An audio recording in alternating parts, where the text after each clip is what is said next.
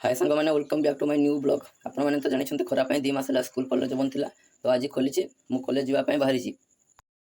आज मु कॉलेज जी से मो साइकिल को पुछापुछी कर प्रिपेरेसन चलती कॉलेज जावाई।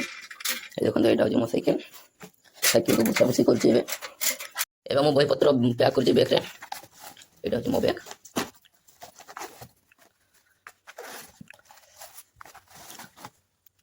बहीपत्र भर्ती सारे जी गाधे गाधी गले देखा मैंने मुझे पूरा गाधे पाधे जहाँ गिड़ागुड़ी करवा कथा गिड़ी पूरा रेडी हो जाए खाली कॉलेज जावाई बाकी रही तो चलते जा।